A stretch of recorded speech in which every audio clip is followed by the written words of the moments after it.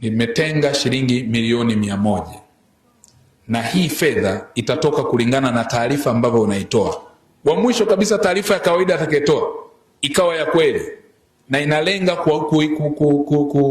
kulinda amani na usalama wa taifa letu, umoja na mshikamano wa taifa letu, atakayepata kidogo ni 500,000.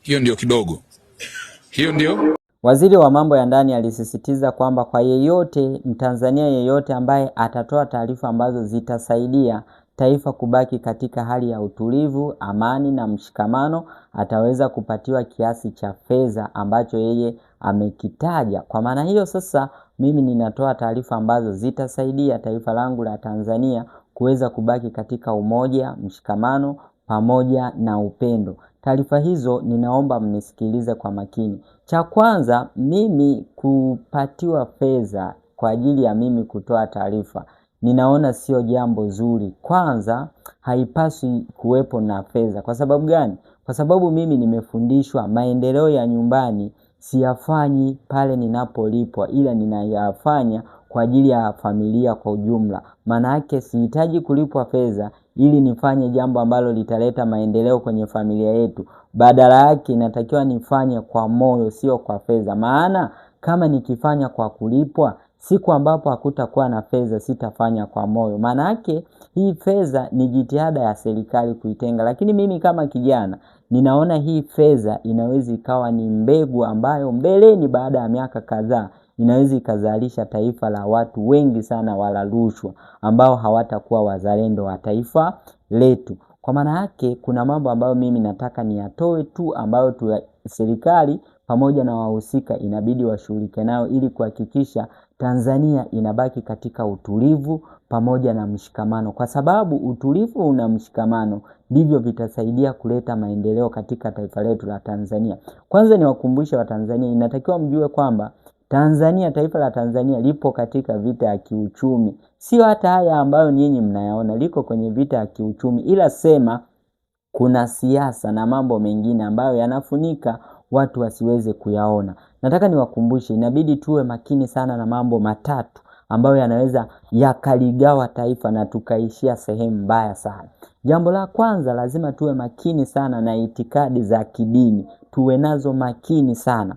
Jambo la pili, lazima tuwe makini sana na siasa za chuki, tuwe nazo makini sana, tusije tukazikubali. Jambo la tatu, ni lazima tuwe makini sana na hawa watu wanaozungumzia Uzanzibari na Utanganyika. Hawa watu ni sumu kali sana, hawa ndio watakaoweza kuleta mpasuko kwenye taifa na taifa litashindwa kuendelea. Ndugu zanguni, unajua Watanzania, niwakumbushe, ni wakati wa kujifunza siasa za kimataifa ama tunasema geopolitics. Ukijifunza utaweza kuelewa Tanzania ni nchi ya namna gani, kwa nini mataifa ya nje yanakuja Tanzania. Ukishaelewa hilo, utafanya maamuzi kwa kuongozwa na akili, hekima, maarifa pamoja na busara. Hautafanya maamuzi kwa kuongozwa na mikumbo, kwa kufuata mikumbo. Unajua tumefikia sehemu ambapo sasa unapangiwa ni nani umpende, ni nani umchukie, ni nani umsikilize, ni nani usimsikilize.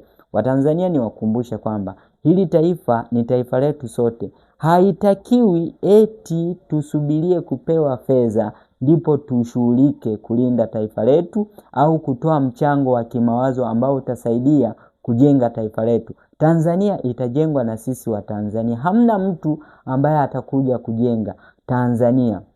Niwakumbushe, hata wawekezaji ambao wanakuja Tanzania, si kwamba wanakuja kwa lengo la faida ya Tanzania. Wanakuja kuangalia, je, wanapata maslahi yao kutoka Tanzania? Kama wanapata maslahi yao, ndipo wanapokubali kusaini mikataba ya kuwekeza Tanzania. Tofauti na wao kupata maslahi, hawawezi wakakubali kuwekeza Tanzania. Niwakumbushe kingine ambacho watu wengi hawakijui. Ndugu zanguni, mpaka sasa tupo kwenye vita ya kiuchumi. Inabidi mkumbuke hilo. Tuko kwenye vita ya kiuchumi. Maana yake sasa tunahitaji sana kuwa ni watulivu wa akili. Niwakumbushe tena jambo, iko hivi. Tuchukulie mfano wa familia. Wewe ni mtoto ambaye upo kwenye familia.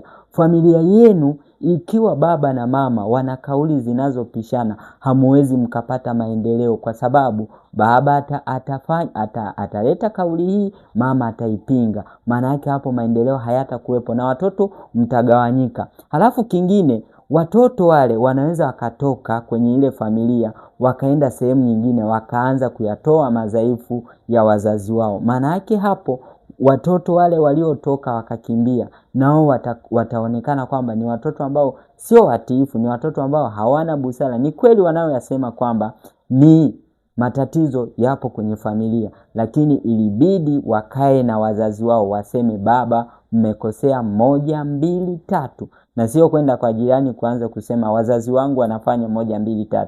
Tunakosea sisi. Tunapokosea kisiwe ni kigezo cha sisi kuharibu tulipojenga. Badala yake tuonyeshane kwamba ni wapi palipovuja, ili kusudi tuweze kurekebisha. Alafu kingine, nilisikiliza ripoti ya CAG. Aligusia masuala ambayo yapo kwamba kuna ubadhirifu wa mali ya umma, kuna rushwa pamoja na ufisadi. Ninaomba serikali ishughulike na haya mambo, kwa sababu haya mambo ndiyo yanayoleta watu kushindwa kuwa na imani na viongozi. Hayo ni maoni yangu ambayo mimi nimeona niyatoe. Ninasisitiza tena, hatuhitaji sisi wa Tanzania kulipwa fedha ili kusudi tuweze kutoa mchango ambao utasaidia taifa letu kusimama na kuendelea. Tunahitaji kuwa wazalendo wa kweli, na uzalendo unakuja pale ambapo tunaamua kuwa na upendo na ushirikiano. Ndipo tutakapoweza kuishi maisha ambayo ni mazuri kwa kila Mtanzania. Tanzania ni nzuri sana ikiwa tutatumia akili, hekima pamoja na maarifa ambayo Mwenyezi Mungu ametusaidia. Tanzania Mungu ameshaibariki. Tunachotakiwa kukiomba ni kuomba Mungu aibariki Tanzania, ipate viongozi wazalendo ambao wana uchungu na taifa la Tanzania. Mungu atubariki wa Tanzania wote.